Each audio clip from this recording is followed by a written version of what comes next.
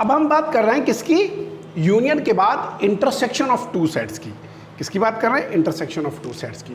तो इसका second part है हमारा intersection of two sets. Union में क्या था कि अगर कोई दो सेट दिए हैं तो उन दोनों सेट्स का टोटल कलेक्शन चाहिए था।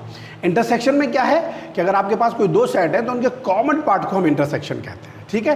Then the intersection of two sets, intersection of two sets is common element और you can say elements of both sets. That is, अगर मैं आपसे कहता हूं A intersection B denoted by intersection, this is the symbol of intersection.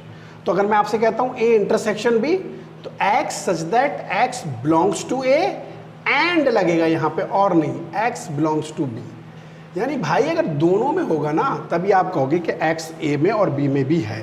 अगर Venn diagram बनाया तो अगर ये कोई यूनिवर्सल सेट है, इसके अंदर दो सेट हैं ए और बी, ये सेट ए है और ये सेट बी है, तो इसका ये वाला कॉमन पार्ट, ये वाला कॉमन पार्ट, ये वाला कॉमन पार्ट आपका क्या कहलाएगा, ए इंटरसेक्शन बी कहलाएगा। यानी कि a intersection b is nothing but the common part of both sets, ठीक है। इसको इलस्ट्रेट करने के लिए भी एक एग्जाम्पल ले लेते हैं। मान लीजिए आपके पास दो सेट हैं, A is equal to X such that X is equal to 3n where n is some integer choice, and b is some set x such that x is equal to 4n where n is some integer choice. What is the value of a intersection b? आपसे कोई पूछ रहा है कि a intersection b की क्या value होगी। मुझे बताइए, यहाँ पे आपको साफ दिखाई दे रहा है कि x 3n यानी 3 का मल्टीपल है, x 4n यानी 4 का मल्टीपल है। तो मुझे एक बात बताइए, a is equal to x such that x is equal to 3n where n belonging to some integer choice. You can say x such that x is a multiple of 3. Similarly, b is equal to x such that x is equal to 4n where n again belong to some integer. It means x such that x is a multiple of 4. तो यहाँ पे a जो है multiple of 3 है, b जो है multiple of 4 है। मुझे उन दोनों को कॉमन चाहिए, तो यानी कि वो एलिमेंट्स के अंदर आएंगे जो 3 का भी मल्टीपल हो और 4 का भी मल्टीपल हो। Therefore simply a intersection b is nothing but x such that x is a multiple of 3 as well as and 4। इसका मतलब क्या हो गया, 3 और 4 का कॉमन मल्टीपल 12। तो हम इसको कह सकते हैं x such that x is equal to 12n where n belonging to some integer choice. तो अगर आपसे कोई इंटरसेक्शन की बात कहे तो आप कॉमन मल्टीपल के लिए एलसीएम ले लेंगे उन दोनों का, ठीक है। बात यहाँ तक क्लियर हो गई। तो हमारे पास ऑपरेशन में सबसे पहले यूनियन था, उसके बाद इंटरसेक्शन है। अब मैं तीसरे पार्ट पे जा रहा हूँ।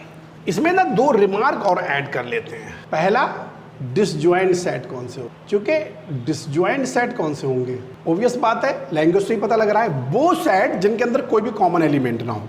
In other word you can से इन mathematical language, if the two sets are disjoint set then their intersection should be empty, not zero, क्योंकि हम सेट की बात कर रहे हैं। तो ये if two sets A and B have no common element that is A intersection B is equal to M, तो हम ऐसे सेट्स को क्या कहेंगे, डिसजॉइंट सेट कहेंगे। then sets A and B are known as disjoint। हो गया जी, clear है। अब अगर यूनियन, फॉर्मली यूनियन यानी ऑर्बिटरी यूनियन की बात करना चाहें, इसी में ऑर्बिटरी यूनियन ऑफ सेट्स, अगर मान लो मेरे पास n सेट है, we have n number of set, then arbitrary union को हम ऐसे लिख सकते हैं, summation i running from 1 to n an, that means a1 union a2 union a3 and so on an। If we have n sets तो उनकी arbitrary union को हम इस तरीके से भी